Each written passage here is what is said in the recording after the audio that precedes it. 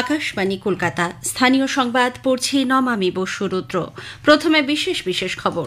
কলকাতা হাইকোর্টের নির্দেশ মেনে তৃণমূল কংগ্রেসের বার্ষিক শহীদ সমাবেশ ২১শে জুলাই কর্মসূচিকে যানজট মুক্ত রাখতে তৎপর প্রশাসন।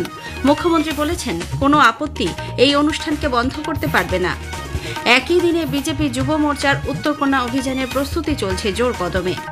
বিহারের পাটনায় চন্দন মিশ্র হত্যাকাণ্ডে ধৃত ৪ জনকে আলিপুর আদালত দুদিনের ট্রানজিট রিমান্ড দিয়েছে। বীরভূমের তৃণমূল কংগ্রেস নেতা বায়াতুল্লাহ শেখের হত্যার ঘটনায় ধৃত বিশয় শেখকে আজ আদালত ১০ দিনের পুলিশ হেফাজতে পাঠিয়েছে। যোগ্যতার ভিত্তিতে পাওয়া চাকরিতে পুনর্বহালের দাবি নিয়ে আগামীকাল দিল্লি যাচ্ছেন যোগ্য শিক্ষক শিক্ষিকা অধিকার মঞ্চ। সক্রিয় মৌসুমী অক্ষরেখা এবং নিম্নচাপ অক্ষরেখার কারণে আগামী মঙ্গলবার পর্যন্ত বিভিন্ন জেলায় বৃষ্টি চলবে। আসছি বিস্তারিত খবরে। রাত পোহালেই তৃণমূল কংগ্রেসের বার্ষিক শহীদ সমাবেশ। ১৯৯৩ সালের ২১শে জুলাই যুব কংগ্রেসের মহাকরণ অভিযানকে কেন্দ্র করে অশান্তিতে পুলিশের গুলিতে ১৩ জন যুব কংগ্রেস কর্মীর মৃত্যু হয়। সেই ঘটনার স্মরণে প্রতি বছর তৎকালীন যুব কংগ্রেস নেত্রী মমতা ব্যানার্জি দিনটি পালন করেন। তবে কলকাতা হাইকোর্টের নির্দেশ মেনে এবার যানজটমুক্ত ২১শে জুলাইয়ের সমাবেশ আয়োজন করায় এবার আয়োজক এবং প্রশাসন উভয়ের সামনে সবথেকে বড় চ্যালেঞ্জ। একটি প্রতিবেদন। আদালতের নির্দেশ মেনেই যাতে এবার ২১শে জুলাইয়ের সমাবেশের আয়োজন করা যায় সে ব্যাপারে সচেষ্ট রয়েছে তৃণমূল কংগ্রেস শীর্ষ নেতৃত্ব এবং রাজ্য প্রশাসন। হাইকোর্ট নির্দেশ দিয়েছে, কাল সকাল ৯টা থেকে ১১টার মধ্যে শহরে যাতে কোনো যানজট না হয় তা নিশ্চিত করতে হবে। হাইকোর্টের নির্দেশ মেনে যাতে সভার আয়োজন করা হয় সে ব্যাপারে স্পষ্ট নির্দেশ দিয়েছেন মুখ্যমন্ত্রী মমতা ব্যানার্জি। পাশাপাশি রাস্তায় কড়া ট্রাফিক বিধিনিষেধ আনছে লালবাজার। শহরের পুলিশ কমিশনার মনোজ বর্মা একটি বিজ্ঞপ্তি জারি করে জানান, আগামীকাল ভোর ৪টে থেকে রাত ৯টা পর্যন্ত শহরের একাধিক গুরুত্বপূর্ণ রাস্তায় যাত্রীবাহী গাড়ির উপর নিয়ন্ত্রণ থাকবে। জনজীবন মসৃণ রাখতে একটি হেল্পলাইনও চালু করা হয়েছে। তবে আদালতের নির্দেশ মেনে সকাল ৯টার মধ্যে সমস্ত মিছিলকে সমাবেশস্থল পর্যন্ত পৌঁছে দেওয়া সম্ভব কিনা তা নিয়ে প্রশ্ন রয়েছে। এদিকে ধর্মতলায় সমাবেশের শেষ মুহূর্তে চেনা ব্যস্ততা রয়েছে। দূর দূরান্তের কর্মী সমর্থকরা ইতিমধ্যেই শহরে পৌঁছতে শুরু করেছেন। ক্ষুদিরাম অনুশীলন কেন্দ্র, যুবভারতী ক্রীড়াঙ্গন সহ শহরের ৪টি জায়গায় তাদের রাখার ব্যবস্থা করা হয়েছে। রাজ্যের আরেক প্রান্তে বিজেপির উত্তরকন্যা অভিযানের ক্ষেত্রেও বিধিনিষেধ আরোপ করেছে আদালত। শিলিগুড়িতে আদালতের সেই নির্দেশ মেনেই ওই কর্মসূচির আয়োজন করছে বিজেপি নেতৃত্ব। অভিরূপ ভট্টাচার্য, আকাশবাণী সংবাদ, কলকাতা। এদিকে আজ বিকেলে সভাস্থল পরিদর্শন করেন মুখ্যমন্ত্রী মমতা ব্যানার্জি। পরে সাংবাদিকদের তিনি বলেন, এই সমাবেশকে গণতন্ত্র রক্ষার কর্মসূচি। তিনি জানান, বিরোধীদের নানা আপত্তি সত্ত্বেও কোনোভাবেই এই অনুষ্ঠানকে বন্ধ করা যাবে না। এই প্রসঙ্গে আগামীকাল বিজেপির উত্তরকন্যা অভিযানকেও কটাক্ষ করেন তিনি। আমাদের বছরে একটাই প্রোগ্রাম শহীদ স্মরণে আমরা এখানে করি এবং এ নিয়েও অনেকের আপত্তি আছে, অনেকে আপত্তি জানায়। তাদের আমি বলি, তারা যখন নবান্ন অভিযান করেন পুলিশের পারমিশন ছাড়া, তখন আপত্তিটা কোথায় থাকে? আমাদের প্যারালাল প্রোগ্রাম করতে গিয়ে তাদের প্রোগ্রাম করতে হয়। তাদের যখন সেন্ট্রাল প্রোগ্রাম থাকে, আমরা তো প্যারালাল প্রোগ্রাম করি না। তৃণমূল কংগ্রেসের কাছ থেকে শিক্ষা নেওয়া উচিত, দেখা উচিত। অন্যদিকে দলের সর্বভারতীয় সাধারণ সম্পাদক অভিষেক বন্দ্যোপাধ্যায় আজ দলীয় কর্মীদের রাত্রিবাসের জন্য নির্দিষ্ট একাধিক স্থান ঘুরে দেখেন। গীতাঞ্জলি স্টেডিয়ামে ঘুরে তিনি যান সেন্ট্রাল পার্কের শিবিরে। হাইকোর্টের নির্দেশ পাওয়ার পর শিলিগুড়িতে জোর কদমে চলছে বিজেপির যুব মোর্চার উত্তরকন্যা অভিযান। যদিও উত্তরবঙ্গের সচিবালয় হওয়ায় উত্তরকন্যা পর্যন্ত পৌঁছানোর অনুমতি মেলেনি।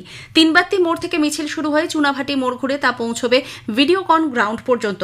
সমাবেশ সেখানেই করতে হবে। বিজেপির রাজ্য সভাপতি শ্রমিক ভট্টাচার্য জানিয়েছেন, দীর্ঘদিন ধরে চা বাগান, বনাঞ্চল এবং নানা ক্ষেত্রে উত্তরবঙ্গ বঞ্চিত। মানুষের মৌলিক অধিকারকে রক্ষা করতেই এই অভিযান। এদিকে দলের যুব মোর্চার রাজ্য সভাপতি ইন্দ্রনীল খাঁ জানিয়েছেন, ইচ্ছাকৃতভাবে তৃণমূল কংগ্রেস ও প্রশাসনের পক্ষ থেকে মঞ্চ তৈরির কাছে বাধা দেওয়া হচ্ছে। যুব মোর্চা এই কর্মসূচি সফল করতে বদ্ধপরিকর। তৃণমূল কংগ্রেস সরকারকে অপব্যবহার করে এই কর্মসূচিকে আটকাবার অপচেষ্টা করেছে। সম্মানীয় আদালতের অর্ডার থাকা সত্ত্বেও সেখানেও প্রতিবন্ধকতা সৃষ্টি করেছে।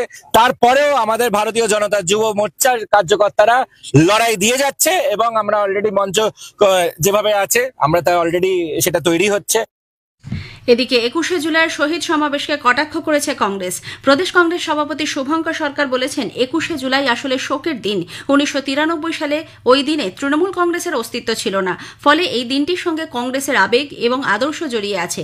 প্রাক্তন প্রদেশ কংগ্রেস সভাপতি অধীর রঞ্জন চৌধুরী জানান, বোমার আঘাতে স্কুল ছাত্রী তামান্নার মৃত্যু ও অভয়ার ন্যায় বিচারের দাবিতে কংগ্রেস আগামীকাল মুর্শিদাবাদের পলাশীতে শহীদ দিবস পালন করবে। আমরা কালকে পলাশীতে অভিযান করছি। আমরা করছি তামান্না এবং অভয়ার বিচারের দাবিতে। সেখানেও আমাদেরকে পারমিশন দেওয়া হয়নি। আমরা কোর্টে গেছিলাম, কোর্ট থেকে আমরা আদেশ নিয়ে এসেছি। সেই কোর্টের আদেশ অনুযায়ী আগামীকাল আমরা পলাশীতে এই প্রতিবাদ সভা করছি, এই শহীদ দিবস পালন করছি। প্রধানমন্ত্রী নরেন্দ্র মোদী এ মাসের ২৭ তারিখ আকাশবাণীতে মন কি বাত অনুষ্ঠানে তাঁর চিন্তাভাবনা দেশ বিদেশের মানুষের সঙ্গে ভাগ করে নেবেন। এটি হবে মন কি বাতের ১২৪তম পর্ব। বেলা ১১টা থেকে আকাশবাণী এবং দূরদর্শনের সবকটি channel, Akashvani news on AIR website, mobile app এবং ইউটিউব চ্যানেলেও মন কি বাত সম্প্রচারিত হবে। নিঃশুল্ক নাম্বার 1800117800 নম্বরে মেসেজ কিংবা মাইগভ ওপেন ফোরাম বা নমো অ্যাপে এ মাসের ২৫ তারিখ পর্যন্ত মতামত জানানো যাবে। স্থানীয় সংবাদ শুনছেন আকাশবাণী কলকাতা কেন্দ্র থেকে। বিহারের পাটনা হাসপাতালে প্যারোলে থাকা চিকিৎসাধীন আসামি চন্দন মিশ্র হত্যাকাণ্ডে ধৃত মূল অভিযুক্ত তৌসিফ রাজা ওরফে বাদশাহ এবং নিশু খান সহ ৪ জনকে আলিপুর আদালত দুদিনের ট্রানজিট রিমান্ড দিয়েছে। এরপরই বিহার পুলিশ তাদেরকে নিজেদের রাজ্যে নিয়ে যাওয়ার তোড়জোড় শুরু করেছে। উল্লেখ্য, গত ১৭ তারিখ চন্দন মিশ্রকে হত্যার পর এরা একটি গাড়িতে করে নিউ টাউনের সাপুরজিতে আসে।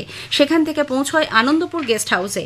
গোপন সূত্রে পাওয়া খবরের ভিত্তিতে তল্লাশি চালিয়ে বিহার ও রাজ্য পুলিশের এসটিএফ এদের গ্রেপ্তার করে। বীরভূমে তৃণমূল কংগ্রেস নেতা বায়তুল্লাহ শেখের হত্যার ঘটনায় ধৃত বিশর শেখকে আজ আদালত ১০ দিনের পুলিশ হেফাজত দিয়েছে। গতরাতে বিসিয়া গ্রামে একটি দোকানে চা খাওয়ার সময় বায়তুল্লাহকে লক্ষ্য করে এলোপাথারি বোমা ছড়ে ৫ জন দুষ্কৃতী। ঘটনায় আহত হন আরও ৩ জন। এরপরই পুলিশ বিশরকে গ্রেপ্তার করে। আরও বেশ কয়েকজনের খোঁজে তল্লাশি চলেছে। যোগ্যতার ভিত্তিতে পাওয়া চাকরিতে পুনর্বহালের দাবি নিয়ে আগামীকাল দিল্লি যাচ্ছেন যোগ্য শিক্ষক শিক্ষিকা অধিকার মঞ্চ। সেখানে একগুচ্ছ কর্মসূচি রয়েছে চাকরিহারাদের। মঞ্চের আহ্বায়ক মেহবুব মণ্ডল জানিয়েছেন ২২ থেকে ২৪ তারিখ পর্যন্ত দিল্লির রামলীলা ময়দানে তারা ধর্ণা কর্মসূচি পালন করবেন। সেই সঙ্গে রাষ্ট্রপতি, প্রধানমন্ত্রী এবং লোকসভার অধ্যক্ষকে নিজেদের দাবি সম্বলিত স্মারকলিপি জমা দিয়ে সাক্ষাতের আর্জিও জানাবেন। এদিকে স্কুল সার্ভিস কমিশনের নতুন নিয়োগ পরীক্ষায় আবেদন জানিয়েছেন চাকরিহারা যোগ্য শিক্ষক শিক্ষিকারা অনেকেই। আগামীকাল পরীক্ষায় বসার আবেদন জানানোর সময়সীমা শেষ হচ্ছে। প্রথমে এসএসসি নিয়োগ নতুন পরীক্ষা নিয়ে তীব্র আপত্তি জানিয়েছিলেন তারা। তাদের বক্তব্য, কেউই পরীক্ষায় বসবেন না, যদিও পরে তাই সেই সিদ্ধান্ত বদল করেন। সক্রিয় মৌসুমী অক্ষরেখা এবং নিম্নচাপ অক্ষরেখার কারণে আগামী মঙ্গলবার পর্যন্ত বিভিন্ন জেলায় বৃষ্টি চলবে। আলিপুর আবহাওয়া দপ্তর থেকে আমাদের প্রতিনিধি অভিজিৎ চক্রবর্তীর একটি প্রতিবেদন। রাজস্থান থেকে বিহার হয়ে দক্ষিণ বঙ্গোপসাগর পর্যন্ত বিস্তৃত রয়েছে মৌসুমী অক্ষরেখা। পাশাপাশি উত্তর বিহার থেকে ঝাড়খণ্ড হয়ে ওড়িশা পর্যন্ত সক্রিয় রয়েছে একটি নিম্নচাপ অক্ষরেখা। আলিপুর আবহাওয়া দপ্তরের বিজ্ঞানী সৌরিশ বন্দ্যোপাধ্যায় জানালেন, দার্জিলিং, কালিম্পং, জলপাইগুড়ি, কোচবিহার, আলিপুরদুয়ার, উত্তর দিনাজপুরও দু এক জায়গায় ভারী থেকে অতি ভারী বৃষ্টিপাতের সম্ভাবনা থাকছে। পরবর্তী কয়েকদিনে উত্তরবঙ্গে বৃষ্টিপাত কিছুটা কমবে, আবার ২৫ তারিখে গিয়ে আবার সামান্য একটু বাড়বে। ডক্টর বন্দ্যোপাধ্যায় আরো জানান, আগামী ২৪ তারিখ বৃহস্পতিবার উত্তর বঙ্গোপসাগরে একটি নিম্নচাপ তৈরি হওয়ার সম্ভাবনা রয়েছে। শ্রাবণ মাসের প্রথম সোমবার উপলক্ষে হুগলির তারকেশ্বরে ক্রমশ পুণ্যার্থীদের ভিড় বাড়ছে। আজ রাতভর ভক্তরা বাঁক কাঁধে শেওড়াফুলি ও বৈদ্যবাটি থেকে জল নিয়ে মন্দির উদ্দেশ্যে পায়ে হেঁটে যাত্রা করবেন। পুণ্যার্থীদের সুবিধার্থে প্রশাসনের পক্ষ থেকে নেওয়া হয়েছে একগুচ্ছ ব্যবস্থা। খোলা হয়েছে জলছত্র, লঙ্গরখানা, বিশ্রামাগার ইত্যাদি। এদিকে মন্দির চত্বরে বসেছে মেলা। প্রশাসনের পক্ষ থেকে জোরদার করা হয়েছে নিরাপত্তা ব্যবস্থা। পূর্ব রেলও এই উপলক্ষে বিশেষ ট্রেন চালাচ্ছে। অন্যদিকে উত্তরবঙ্গের অন্যতম শৈবতীর্থ জলপেশেও শুরু হয়েছে বিশেষ উৎসব। দূর দূরান্ত থেকে ভক্তরা মন্দিরে পৌঁছচ্ছেন। আগামীকাল ভোররাত থেকে চলবে পূজার্চনা। বাংলা ফুটবল দল আগামীকাল এআইএফএফ পরিচালিত অনূর্ধ্ব-16 ডক্টর বিসি রায় ট্রফিতে নামতে চলেছে। পাঞ্জাবের অমৃতসরে গুরু নানক দেব বিশ্ববিদ্যালয় স্পোর্টস কমপ্লেক্সে তামিলনাড়ুর বিরুদ্ধে ম্যাচ দিয়ে অভিযান শুরু করবে বাংলা। ম্যাচ শুরু হবে সকাল 8:30টায়। বাংলা দল এই প্রতিযোগিতায় গ্রুপ বিতে রয়েছে। এই গ্রুপে বাংলা ছাড়াও তামিলনাড়ু, মেঘালয় ও কেরালাও খেলবে। গ্রুপ বিতে বাকি ম্যাচে বাংলা 23শে জুলাই মেঘালয়ের বিরুদ্ধে ও 25শে জুলাই খেলবে কেরালের বিরুদ্ধে। শেষ করার আগে স্থানীয় সংবাদের বিশেষ কিছু অংশ আরও একবার। কলকাতা হাইকোর্টের নির্দেশ মেনে তৃণমূল কংগ্রেসের বার্ষিক শহীদ সমাবেশ 21শে জুলাই কর্মসূচিকে যানজট মুক্ত রাখতে তৎপর প্রশাসন। মুখ্যমন্ত্রী বলেছেন, কোনো আপত্তি এই অনুষ্ঠানকে বন্ধ করতে পারবে না। একই দিনে বিজেপি যুব মোর্চার উত্তরকন্যা অভিযানের প্রস্তুতি চলছে জোর কদমে। বিহারের পাটনায় চন্দন মিশ্র হত্যাকাণ্ডে ধৃত 4 জনকে আলিপুর আদালত দুদিনের ট্রানজিট রিমান্ড দিয়েছে। স্থানীয় সংবাদ শেষ হলো। এরপর খেলার খবর 8টা বেজে 10 মিনিটে।